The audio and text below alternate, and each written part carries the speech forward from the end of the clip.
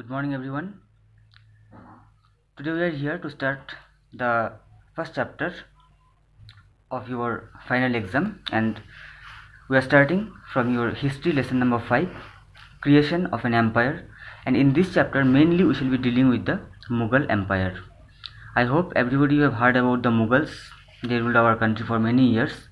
And this chapter I have divided into two parts, part 1 and part 2. In the first part, we shall be dealing with some of the rulers of the Mughal dynasty, and in the next part of this chapter, we shall be discussing about the other rulers. Well, let's start it. In the 15th century, India was divided into many petty states which were always fighting with each other. What it means, till the 15th century, India was ruled by a single dynasty, as we already studied in our earlier chapters. But in the 15th century, India, our country, it was divided into many petty states. We can say petty states means smaller states, and these states, they were not united. They always used to fight with each other. And this chance was taken by Babur, who was the founder of the Mughal dynasty in India. Babur took this chance and defeated Ibrahim Lodhi. We can say at that time the powerful ruler of our country was Ibrahim Lodhi of the Lodhi dynasty. Ibrahim Lodhi, he was defeated by Babur in the year of 1526, and thus he established the Mughal Empire. So that was the establishment of the Mughal Empire in our country. Now we are going to discuss about the different Mughal rulers one by one. First of all, we shall be trying to understand about Babur. Babur, he ruled for a short time from 1526 up to 1530. Only for 4 years he ruled our country. His real name was Jahiruddin Muhammad. Babur was not his real name. It was a name taken by him. His actual name was Jahiruddin Muhammad. Even you can see the picture of Babur. It is there in page number 33 of your book. You can see here. This is a picture of Babur, who was the founder of the Mughal dynasty in India. Babur, he conquered Kabul in the year 1504. First of all, Babur, he conquered Kabul in 1504 and became the ruler of Kabul. He was the founder of the Mughal dynasty in India, as we already got that Babur, he defeated Ibrahim Lodhi and established the Mughal dynasty in India. He wrote a book named Tughut-i-Babri or Baburnama. This book, Tughut-i-Babri or Baburnama, it was written by Babur, and in this book we can get, or if we go through this book, we can get detail about the accounts of Babur or during his time, his reign, everything we can get from this book. He died in AD 1530. In the year of 1530, Babur, he died, and he was succeeded by his eldest son, Humayun. As you know, in the system of kingdom, after the death of one king, the son of the previous king becomes the next ruler. So after the death of Babur, in the year of 1530, Humayun, who was the eldest son of Babur, he became the next ruler. So that's about Babur. Now, the second ruler of the Mughal dynasty was Humayun. He was the second ruler and he was the son of Babur. He ruled from 1530 up to 1556.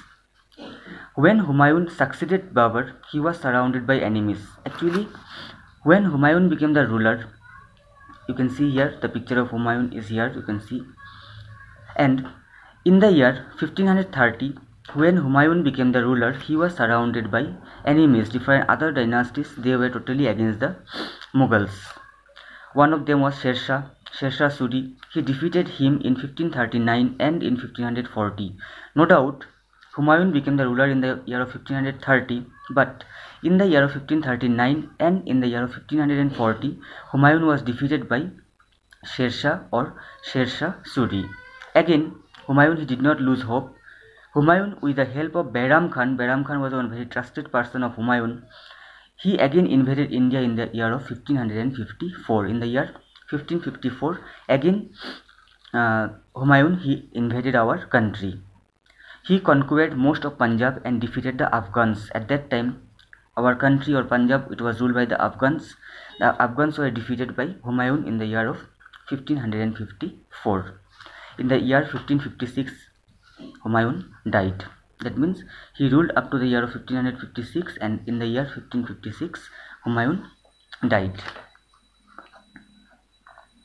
After the death of Humayun, the next ruler was Akbar. Before starting about Akbar, let me show you the picture of Akbar. You can see here in page number 35 of your book, the picture of Akbar is given. He ruled from the year 1556 up to 1605. We can say Akbar, he was one of the most famous, most powerful ruler of the Mughal dynasty. Well, at the times of Humayun's death, his son Muhammad Jalaluddin was only 13 years old. This Muhammad Jalaluddin was the original name of Akbar.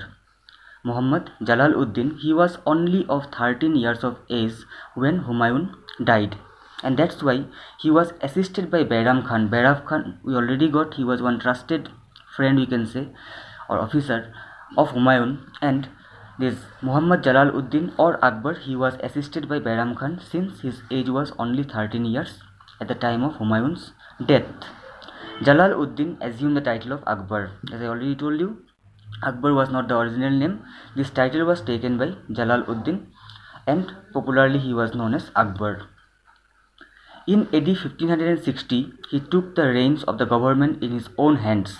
As we got, at the time of his father's death, he was only of 13 years, and that's why the work of the administration was carried in the name of Akbar but by Bairam Khan. But finally, in the year of 1560, he took all the reins or all the responsibility of the government in his own hands. He conquered different places, like he conquered Malwa. Malwa is a place which was conquered by Akbar in the year of 1561. After that, he conquered Gondwana, he conquered Jaunpur, Gwalior was also conquered, Ajmer was also conquered by Akbar. In AD 1562, he married Jodhabai.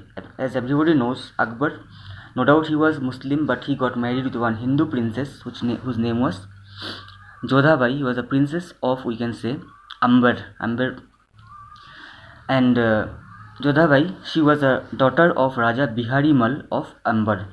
In the year of 1562, Akbar, he went to Amber, and Raja Bihari Mal, he got his daughter Jodhabai married with Akbar.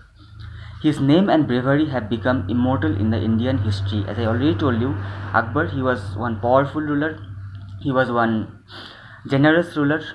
Being one Muslim, he used to give many facilities to the Hindus as well, and that's why his name have become immortal in the Indian history. So that's about Akbar. Now, the last topic of today's video that we are going to discuss is about one new system. It is very important, you should try to understand.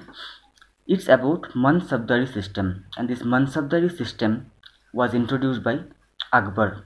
Let's see what was there in the system. Akbar introduced a new type of system known as the Mansabdari system. The system which was introduced by Akbar, it was known as Mansabdari system. Let's try to understand about this system. According to this, each officer or noble was given a mansab. Actually, the word mansab is rank. The meaning of the word mansab means rank, or you can say position. So, according to the system of Mansabdari, each officer or noble was given a mansab or one rank and was called a mansabdar. The officer or noble, they were assigned a rank or position and they were called as a mansabdar. And the smallest mansabdar was in charge of 10 horses. As I already told you that rank means here, or mansab means position. So here the smallest mansabdar or the smallest officer, he was in charge of 10 horses. So the smallest mansabdar was in charge of 10 horses and the highest mansab was of 5,000. The highest rank holder mansab, he was in the charge of 5,000 horses. The mansab was held during the lifetime of an officer. This mansabdar or mansab, he was appointed for his lifetime, but it did not pass to his descendants. Means it was not on the basis of their family wise. Means after the death of one mansab, his son would not become the next mansab. That was the system. They were transferred from one district to another. Even the mansabdars or the mansabs, they were transferred from one district to the other district, and also they were fixed a salary. So that was the system of Mansabdari. So today's video is completed. In today's video, we have discussed about very few things. We started with how the Mughal Empire or the Mughal dynasty was established in India. Who established it? It was established by Babur. And after Babur, the next ruler was Humayun. We studied about him. And after Humayun, we studied about Akbar. And also, we discussed about the system which was known as the Mansabdari system, which was introduced by Akbar. So these are the few points that we discussed in today's video. You please go through the video, try to understand the points, and also you need to read the chapters, because it is not possible to cover up all the points in the videos. And after reading the chapter and going to the videos, if any doubt is there, please get it cleared from me. Thank you very much.